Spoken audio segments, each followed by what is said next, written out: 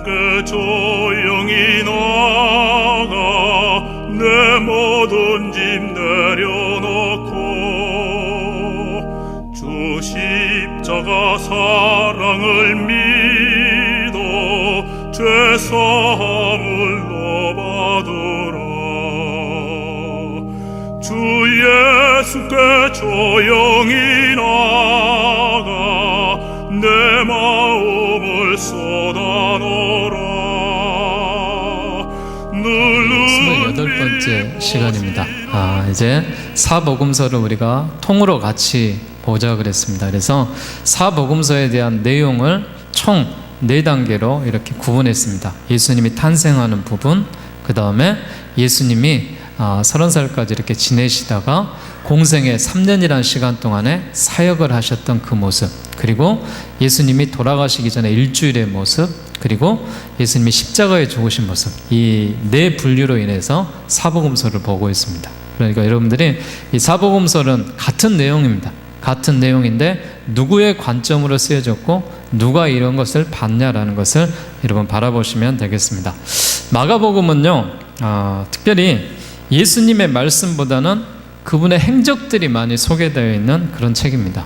그래서 마가복음은 마가가 예수님의 삶에 있었던 크고 작은 그런 사건들을 단순한 사건의 기록이 아니라 궁극적인 예수님께서 하나님의 아들이시라는 위대한 복음의 증거를 그분의 삶을 통하여서 조명하고 있는 그런 내용입니다. 그래서 세례 요한이 6개월 전에 먼저 주님의 나타나심보다 활동을 하면서 이 세례 요한에게 세례를 받으시고 또 광야에서 40일간 금식 기도를 하시고 마귀의 사단의 시험을 물리치신 후에 이제 예수님이 직접적인 복음 증거대로 나갑니다. 그래서 회개하라 천국이 가까웠느니라 라고 외치면서 복음의 사역을 시작했습니다. 근데 당시에 있는 이 시대의 사람들이 어떤 일을 하고 있었냐, 뭐 지금처럼 컴퓨터가 있는 시대도 아닙니다. 이런 건물이 있는 시대도 아니에요.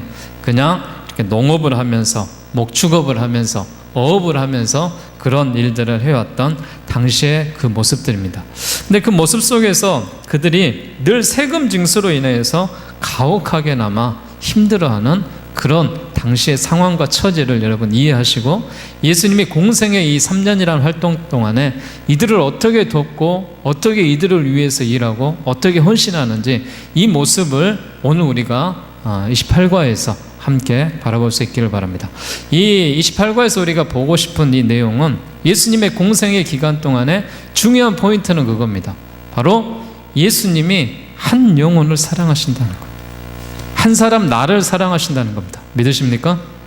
예수님이 나를 사랑하시는 거예요. 그래서 예수님의 공생의 이 3년의 시간 동안에 한 영혼을 사랑하고 한 생명을 살리기 위한 그 주님의 놀라운 사랑이 나타나 있습니다. 그래서 자기 몸을 사랑을 위한 도구로 내놓으시고 또 비빌 언덕이 없는 그런 불쌍한 사람들에게 위로자가 되어주시고 친구가 되어주시는 그런 모습이에요.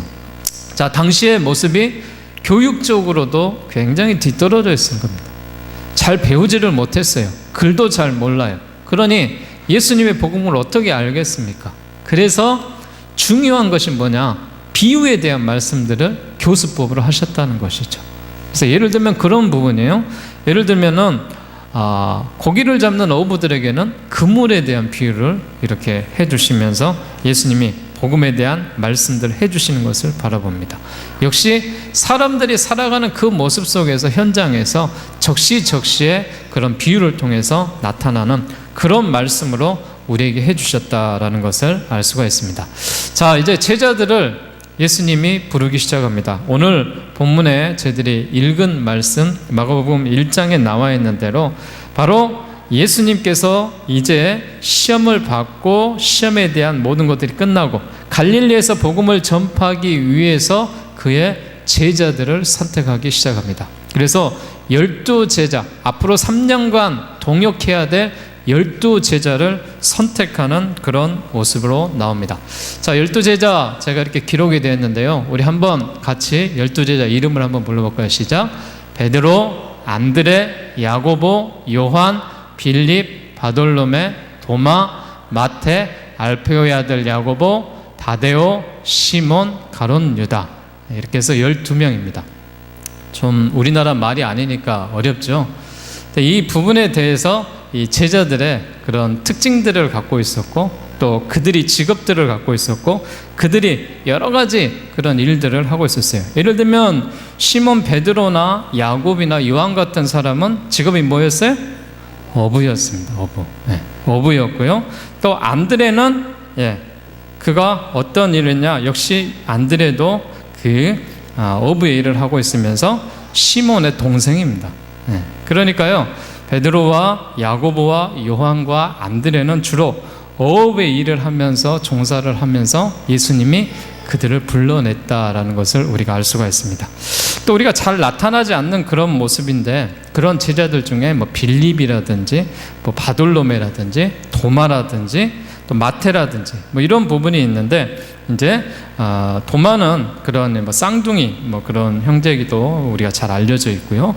또 마테 같은 경우는 세리로서 그가 일들을 하고 있는 그런 모습을 볼 수가 있습니다. 당시 이 제자들의 이름이 중복된 이름이 많아요. 그래서 보면은 야고보 이렇게 되어 있는 것을 볼 수가 있죠. 그 야고보가, 우리가 앞에 있는 그 야고보는 세베대의 야고보다 해서 그의 부모가 세베대에 대한 아버지가 세베대였고요. 뒤에 있는 야고보는 알페오의 그 야고보다 그렇게 돼서 알페오의 아들 야고보, 이렇게 구분을 지었던 것을 우리가 보면서 알 수가 있습니다. 또 이제 그들의 이제 살아갔던 그런 지역들을 이렇게 보게 되면은요, 시몬과 또 야고보와 요한 같은 경우는 예수님이 함께 했던 그런 야고보 같은 경우는 예수님의 이종 사촌이었으니까요. 위에 있는 야고보 같은 경우는 그들이 주로 어디에서 이렇게 지내고 활동을 하면서 살았냐? 그들이 벳세다 가버나움에서 활동했던 그런 모습의 제자들입니다.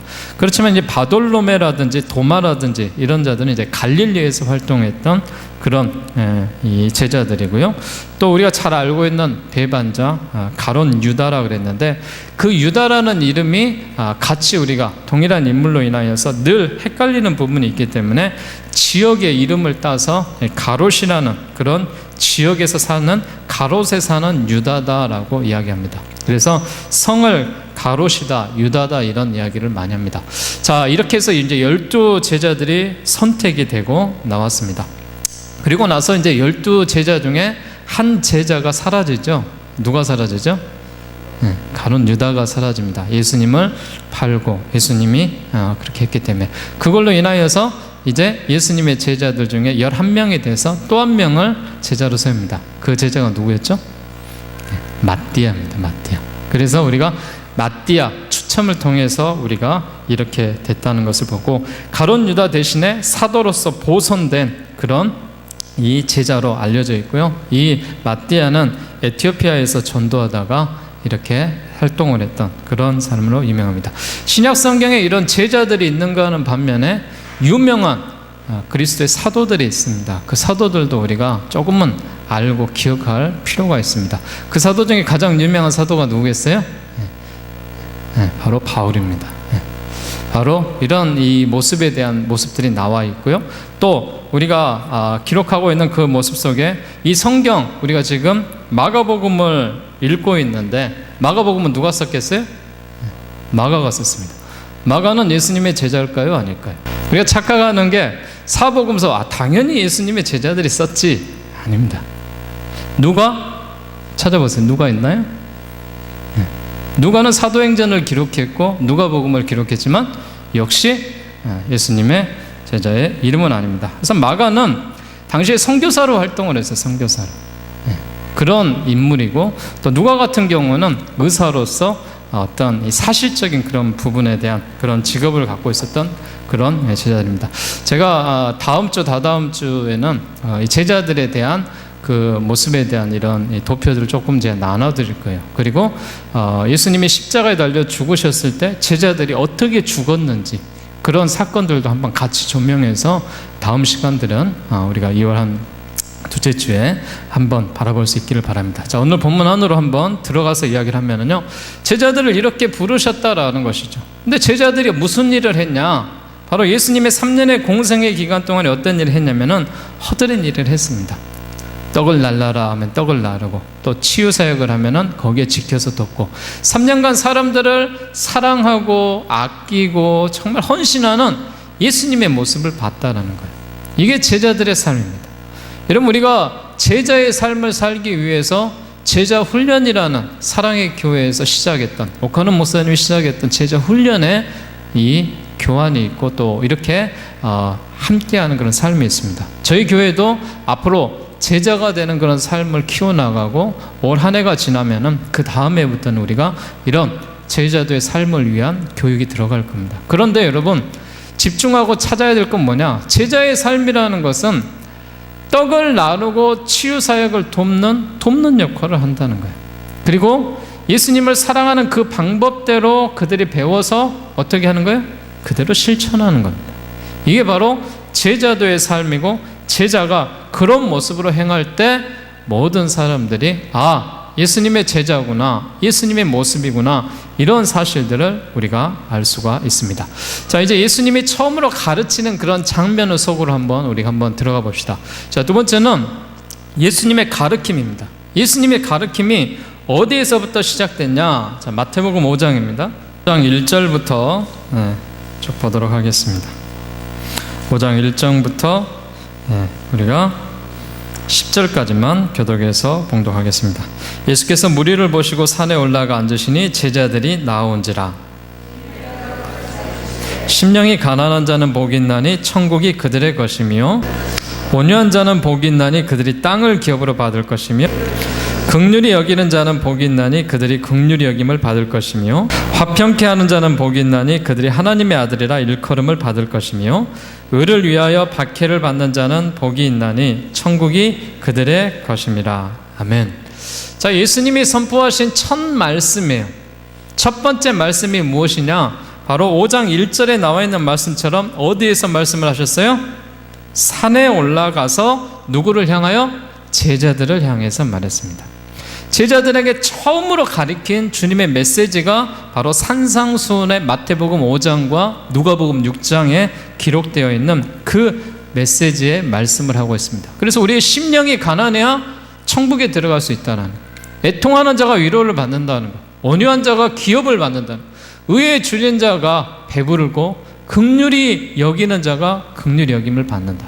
마음이 청결한 자가 하나님을 볼 것이고, 화평케 하는 자가 하나님의 아들이라 일컬음을 받고, 의를 위하여 박해를 받는 자가 천국에 들어갈 것이다. 진정한 복음, 여러분, 진정한 복음이 무엇이냐? 바로 보이지 않는 천국을 우리 마음에 소유하는 것입니다.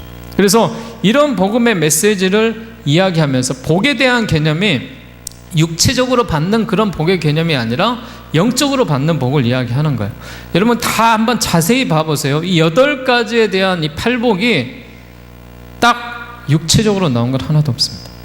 다 심령으로, 우리의 영으로, 우리의 마음으로 받는 그런 복입니다. 이것이 바로 하나님이 주시는 축복에 대한 개념이다라는 사실을 우리가 알 수 있기를 바랍니다. 그러면서 예수님께서, 하나님께서 얼마나 인생들을 아끼고 사랑하시는지, 이 성경 전체가 사랑의 메시지잖아요. 얼마나 사랑하시는지 한번 볼까요? 자, 6장 25절입니다.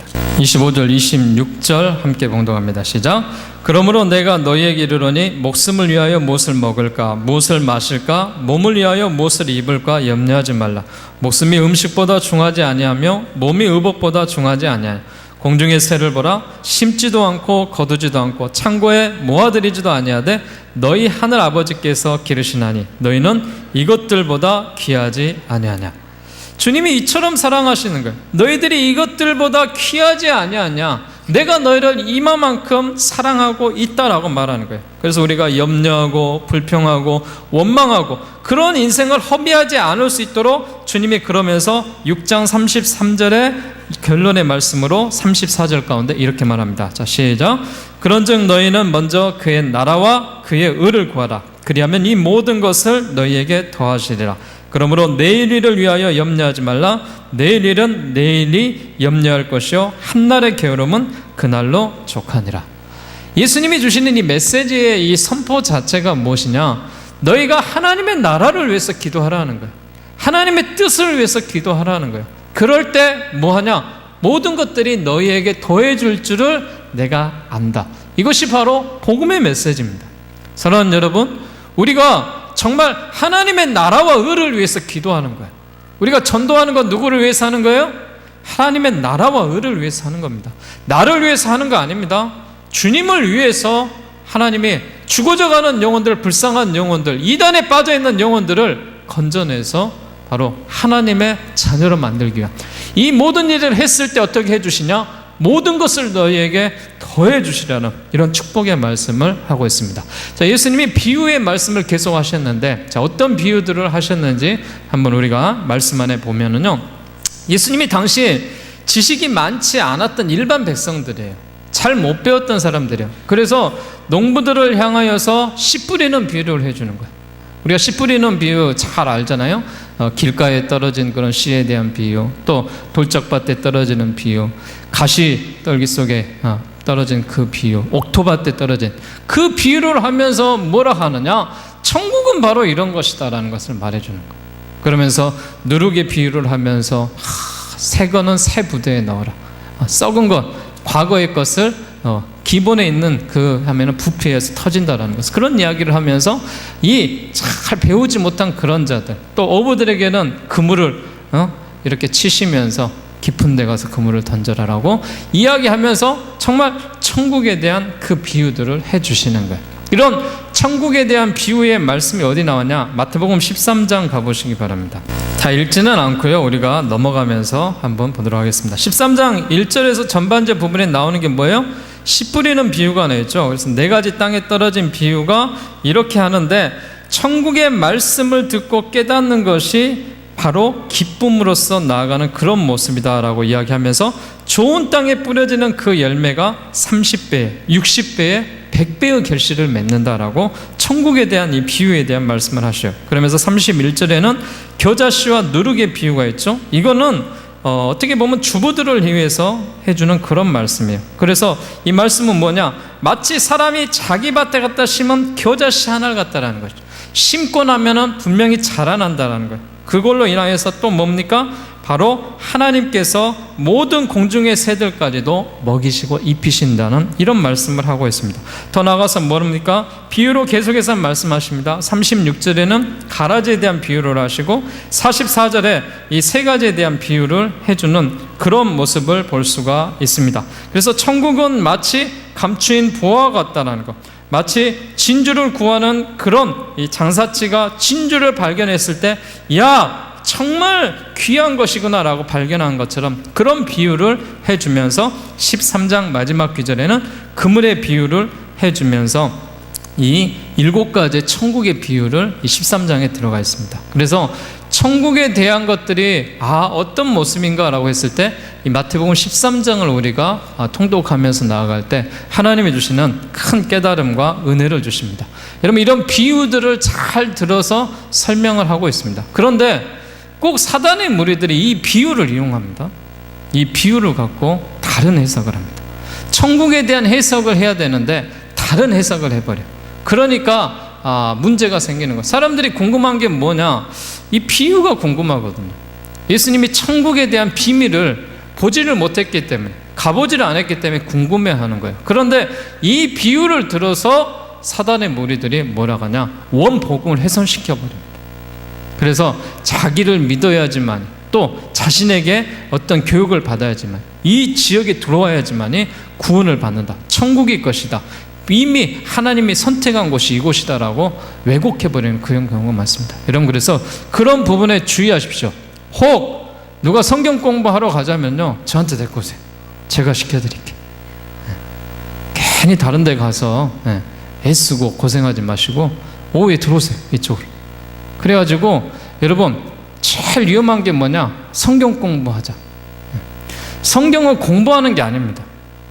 제가 말씀드립니다. 성경은 공부하는 것이 아니라 이해하는 겁니다. 받아들이는 거예요. 지식을 쌓는 게 성경이 아닙니다. 성경은 우리의 텍스트로 인하여서 그것을 보고 가슴으로 받아서 실천하는 게 성경입니다. 근데 여러분, 머리로 공부만 하면 뭐 하실 거예요? 아무런 의미 없습니다. 공부하시면 안 돼요. 이거를 내가 깨달아서 적용하는 것이 성경입니다. 근데 이거를 우리가 공부만 하려고 합니다. 내가 지식으로만 하려고 합니다. 문제가 생기는 그런 부분이 생깁니다. 자, 네 번째로 한번 넘어갈게요. 바로 예수님께서 생명의 떡이신 예수님에 대한 비유에 대한 말씀들을 하고 있습니다. 예수님께서 열심히 하나님의 나라의 복음을 대해서 가르치고 계시는 거예요. 그러면서 여러분 성경에 나와 있는 그 말씀대로 5,000명을 먹이는 사건, 오병이어의 기적이라고 하죠. 그 사건 한번 가볼까요? 우리 마가복음 6장에 한번 가보겠습니다. 오늘 본문에 우리 마가복음 봤으니까요. 물론 이 마가복음에도 나와 있고 마태복음, 요한복음에도 이 오병이어의 기적의 사건들은 동일하게 나와 있습니다. 마가복음 6장 30절입니다. 5,000명을 먹이시는 그런 장면이 나오는 것을 볼 수가 있는데, 38절부터 볼까요? 자, 시작.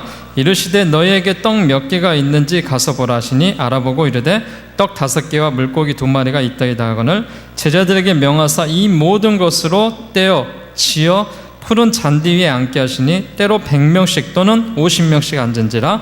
예수께서 떡 5개와 물고기 2마리를 가지사 하늘을 우러러 축사하시고 떡을 떼어 제자들에게 주어 사람에게 나누어 주게 하시고 또 물고기 2마리도 모든 사람에게 나누시게 하며 다 배불리 먹고 남은 떡 조각과 물고기를 12바구니에 차게 거두었으니 떡을 먹은 남자가 5,000명이었더라.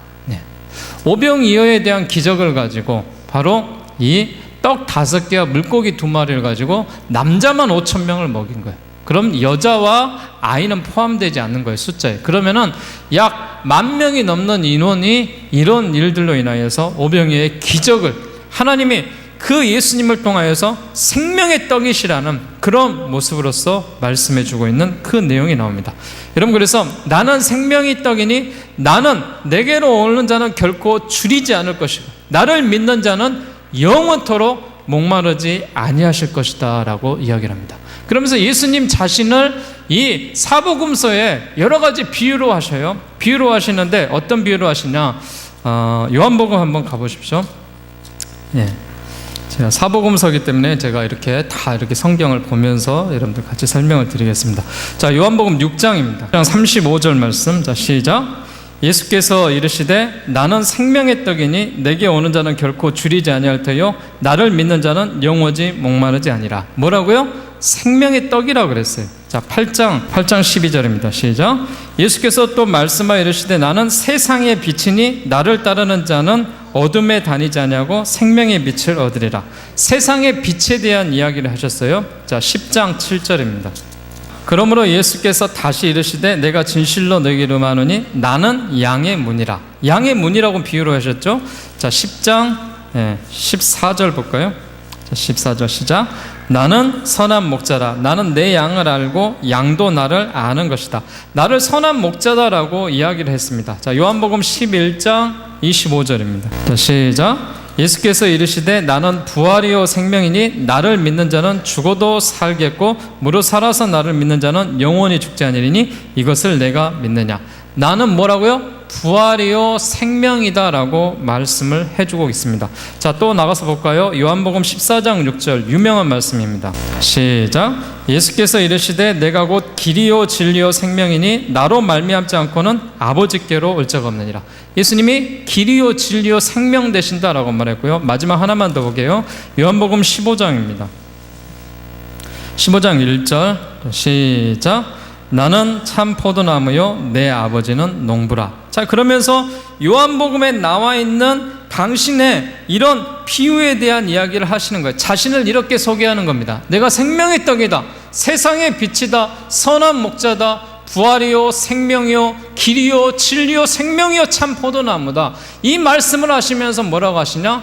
나를 믿어라. 내가 그 길로 인도할 것이다. 그런데 여러분, 꼭 재림 예수라는 사람이 나와서 내가 생명의 길이라는 거야, 내가 생명의 떡이라는 거야, 내 말을 들어야 구원을 받는다는 거야. No! 아닙니다. 예수님의 말씀 외에는 여러분 듣지 마십시오. 성경에 재림 예수 나온 거 아직 나타나지 않았습니다. 그런데 재림 예수가 나타났다고 지금 이만희가 떠들고 있고 이 광주 지역을 베드로 지파 성전이라고 칭하면서 사람들을 굉장히 괴롭히고 있습니다. 그러면서 재산을 다 바치라는 것, 그 안에 들어와야지만 구원이 있다고 말합니다. 아닙니다. 여러분, 예수님은 그렇게 말씀하시지 않았어요. 예수님을 믿고 따르는 길과 진리와 생명 되시는 주님 앞에 우리가 담대하게 이 모든 것들을 물리치시고 여러분 나갈 수 있기를 바랍니다. 자, 어느 날 유대인의 관원인 니고데모가 고민이 생겼어요. 요한복음 6장에 나와 있는 말씀인데요, 이 니고데모가 고민을 생기면서 뭐냐, 정말 어떻게 해야지만이 사람이 거듭날 수 있냐라는 거예요.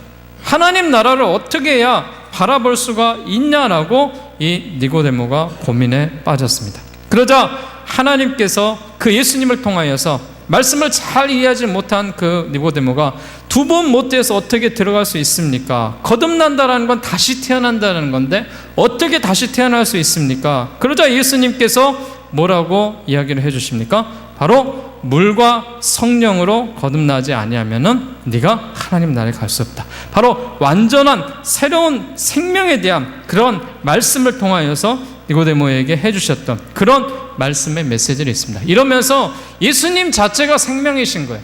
예수님 자체가 구원자이신 거예요. 예수님 자체가 복음인 겁니다. 예수님 외에 다른 것은 없어요.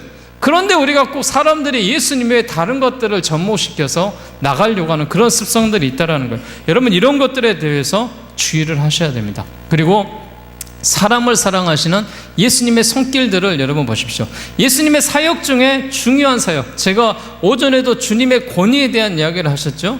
주님은 무슨 권위를 갖고 있냐? 치료하는 그 권위, 병든 자를 고치는 권위, 그리고 천국 백성이 되게 하는 그런 권위를 갖고 있어요.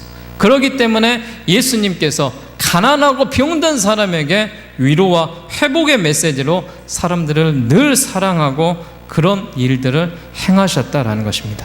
여러분, 이 예수님은 우리가 믿는 것입니다. 그런데요, 구약에 또 신약에 와서 우리가 성경을 쭉 바라보면 어떤 것이 있어요? 이스라엘 백성들이 참 고집 부리는 게 있어요. 뭐냐? 바로 안식일 날은 일을 하지 말라는 거예요. 그러면서 어떤 일을 하지 말라? 불도 안 켜, 또 계단도 안 걸어가, 밥도 안 해. 미리 해놓은 것 다 안식일을 지키기 위해서. 그런데 예수님이 안식일에 나타나셔서 일을 하시는 거예요. 무슨 일들? 병든 자를 치료하고 손마른 자를 고치시고 또한 이 맹인들의 눈을 뜨게 하는 그런 이 안식일의 그런 일들을 주님이 하고 있는 그런 모습입니다. 바로 가버나움에 귀신 들린 사람을 치유하는 그런 예수님의 모습이 언제 행해졌냐? 역시 주일날 행해졌다는 것을 알 수가 있어요. 또 시몬의 장모의 열병을 치유할 때도 마찬가지 안식일날 이런 일들이 취해졌다는 것을 우리가 알 수가 있습니다. 18년간 귀신 들린 그 꼬부라진 여자도 바로 무엇이냐? 바로 예수님이 치료하는 그 주일날 이루어졌다는 것을 볼 수가 있습니다. 한 기절 한번 가볼까요? 수정병이라고 나오는데요, 요한복음 5장에 한번 가보십시오. 14장 1절부터 나오네요. 1절부터 6절까지 한번 봉독하겠습니다. 시작. 안식일에 예수께서 한 바리새인 지도자의 집에 떡 잡수시러 들어가시니 그들이 엿보고 있더라. 주의 앞에 수정병든 한 사람이 있는지라. 예수께서 대답하여 율법 교사들과 바리새인들에게 이르시되 안식일에 병 고쳐주는 것이 합당하냐 아니하냐. 그들이 잠잠하거늘 예수께서 그 사람을 데려다가 고쳐 보내시고 또 그들에게 이르시되 너희 중에 누가 그 아들이나 소가 우물에 빠졌으면 안식일에라도 곧 끌어내지 않겠느냐 하시니 그들이 이에 대하여 대답하지 못하니라. 안식일에 병 고쳐주는 게 맞아요, 틀려요? 맞습니다. 우리가 안식일에 거룩한 주일에 가난한 사람들에게 이웃에게 사랑을 전하는 거 맞아요, 틀려요? 맞습니다. 그러니까 여러분, 주일날 예배 드리고 나서 하는 일이 뭐예요? 그리스도인들은 사랑을 실천해 나가는 거예요. 자신의 이익을 위한 일이 아니라 남을 위한 일들을, 남을 위한 봉사들을 주일날 해 나가는 거예요. 그래서 여러분, 주일날 이 성전에 와서 예배 시간에 앉아 있지만은 우리가 하나님이 주신 이 말씀을 갖고 나가는 거예요. 수정병이 뭐예요? 수정병은 쉽게 지금으로 이야기하면은 어떤 이 신장병이에요. 몸이 붓는 병이에요. 몸이 부어가지고 움직이지 못하고 누워있는 그런 병든 사람이에요. 그 병든 사람을 향하여 예수님이 치료하려고 하자 뭐예요? 바리새인들의 지도자가 시비를 거는 거예요. 어찌 안식일날 치료할 수 있습니까? 그러자 예수님이 또 뭘로 사용하셔요? 비유를 사용하셔요. 비유를. 그러면서 네 자식이 우물에 빠졌다고 생각해봐라. 안 건지겠냐? 그거는 되고 이거는 안 된다. 말이 되냐? 안 된다라는 거예요. 여러분, 주일날 정말 이 주일의 성일날 정말 우리가 그리스도인이라면은 주의 복음을 들고 나가는 겁니다. 그래서 우리가 정말 주님의 날에 그리스도를 위해서, 사랑을 위해서 없는 자, 그들의 가난한 자들 향하여 나가는 거예요. 이게 바로 예수님의 모습이었던 것입니다. 이런 모습들이 우리의 모습과 함께 할 수 있는 그런 놀라운 일들이 있길 바랍니다. 공생의 기간에 참 많은 일들이 있었어요. 제가 너무 많은 말들이라 말씀을 못 드리지만 하나하나 사건들이 다 설교를 해야 되는데 그렇지 못하기 때문에 전체적인 통으로 개념만 제가 넣고 넘어갑니다. 그 외에 어떤 일을 하셨어요? 물이 포도주가 되는 그런 기적적인 일들도 나왔어요. 그리고 고위 관리들의 아들을 고쳐주시고 38년 된 병자, 많은 무리들을 먹이시고 날 때부터 소경된 자를 또 고치시고 죽은 나사로도 살리셨습니다. 이것이 바로 예수님이 3년의 공생의 기간 동안에 행하셨던 그런 일이에요. 그래서 예수님의 이 전체적인 사역을 가리켜서 우리가 뭐라고 이야기하느냐? 사랑의 희생이다라고 이야기합니다. 그래서 예수님이 피곤하셨다라고 이야기를 드리는 그 모습입니다. 자, 여러분, 이 비유에 대한 말씀들을 하나 더 드리겠습니다. 선한 사마리아에 대한 비유예요. 누가복음 10장에 한번 가보십시오. 자, 1절만 한번 봉독할까요? 어떤 율법 교사가 일어나 예수를 시험하여 이르되 선생님, 내가 무엇을 하여야 영생을 얻으리까? 예. 여러분들 잘 질문하시죠? 어떻게 해야 천국 가요? 지금 이 질문을 하고 있는 거잖아요. 어떻게 해야 영생을 얻냐? 여러분, 어떻게 해야 얻습니까? 뭐라고 답하시겠습니까? 율법의 교사예요. 성경을 가르치는 선생님이 지금 예수님을 향해서 어떻게 해야 영생을 얻습니까? 이 질문을 하고 있는 거예요. 그러자 예수님이 대묻습니다. 율법에 무엇이라고 기록됐냐? 그러자 이 율법사가 참 똑똑합니다. 율법의 613조항을 들먹이면서 이것을 하나로 요약해 보니 이런 답을 내릴 수가 있습니다. 뭐라고요? 내 마음을 다하고 목숨을 다하여 힘을 다하며 뜻을 다하여 주 너의 하나님을 사랑하고 또한 내 이웃을 내 자신과 같이 사랑하라 하였습니다. 이것이 율법의 가르침입니다. 굉장히 똑똑합니다.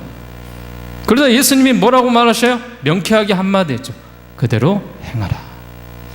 그러면 너희가 영생을 얻을 것이다. 그러면서 이제 또 예수님이 하시는 방법이 있습니다. 뭘 들겠어요? 비유를 드시는 거예요. 비유를. 어떤 비유를 들었어요? 한 사람이 강도를 만났습니다. 강도를 만났는데 선한 사마리아인이 정말 이 가난한 강도를 향하여서 희생의 그 모든 모습들을 해서 자신의 물건, 자신의 모든 것, 이 모든 것을 향하여서 이 정말 이 강도 만난 사람에게 상처를 싸매주고 그들을 살려주는 그런 모습이 나와요. 그러면서 먼저 제사장이 지나갑니다. 두 번째 레위인이 지나갑니다. 이들이 보면서 그냥 지나쳐버리는 그런 모습이 나와요.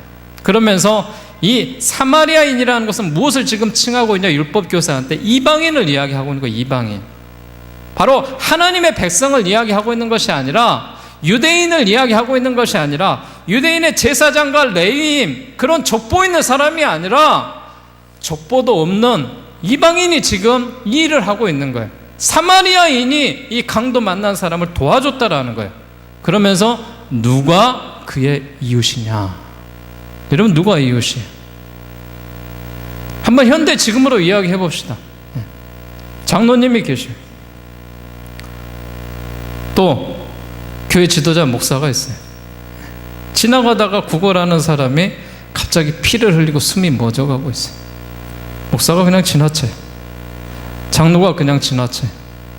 그런데 보니까 아직도 직분도 받지 않은, 아직까지 믿음도 없는 그런 사람이, 성도가 그 모습을 보고 안아서 그에게 치료하고 병원으로 데리고 가요. 누가 선한 일을 하는 거예요? 이 이야기를 지금 하고 있는 거예요. 여러분, 선한 일을 한다는 것은 내 직분을 갖고 하는 게 아니에요. 바로 어떻게 해야 내가 영생을 얻으리까? 하나님을 사랑하고 내 이웃을 사랑한 것을 내 몸과 같이 하라, 그런 이야기를 하시는 거예요.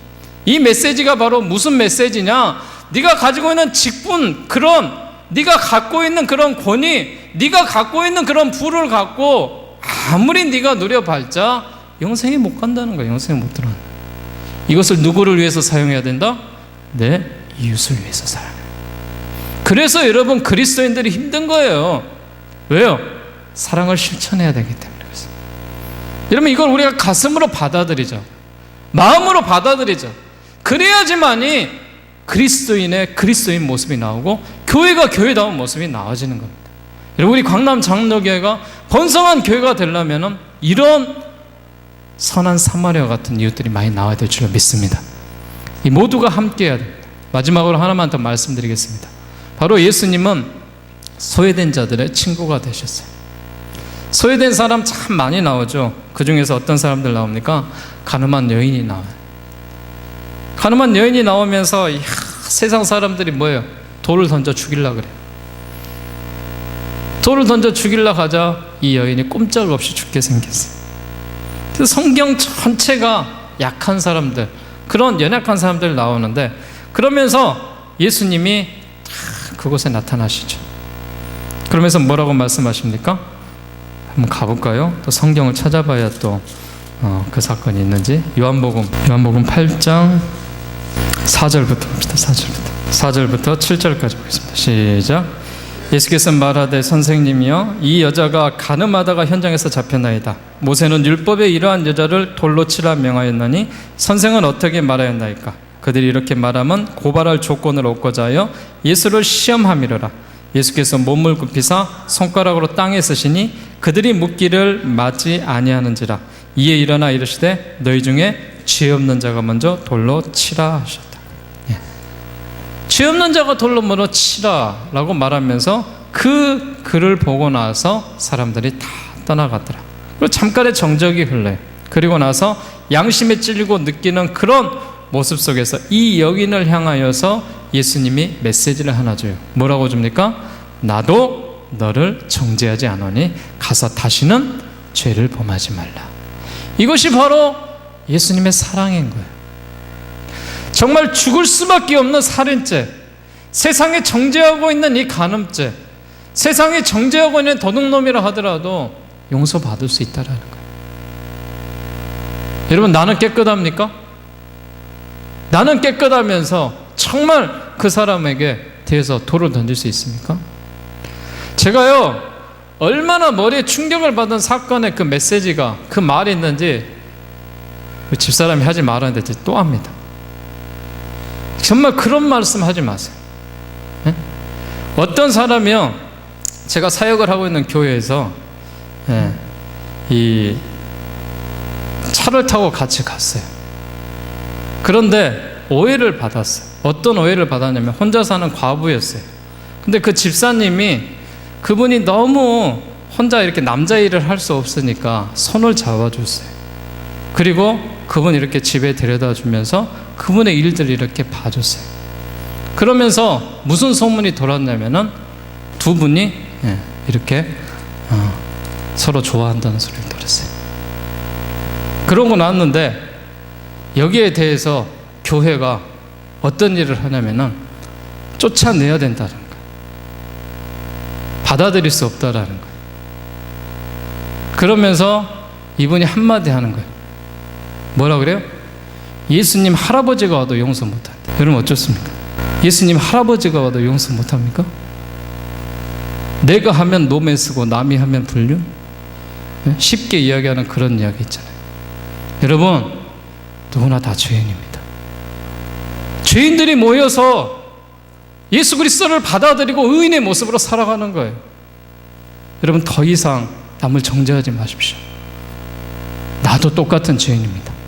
내 영혼이 구원받았다면 남의 영혼도 소중한지 알아야지. 육신의 잘못, 예수님은 십자가의 왼편에 있는 강도에게도 오른편에 있는 강도에게도 똑같은 구원의 메시지를 선포했잖아요. 그렇지만 그 구원의 메시지, 살인죄를 범한 그에게도 용서의 희생으로 말미암아 천국에 네가 오늘 밤 나와 함께 낙원에 있으리라, 이 메시지를 해주시면서 용서해 주셨다고요. 여러분 정죄하지 마십시오.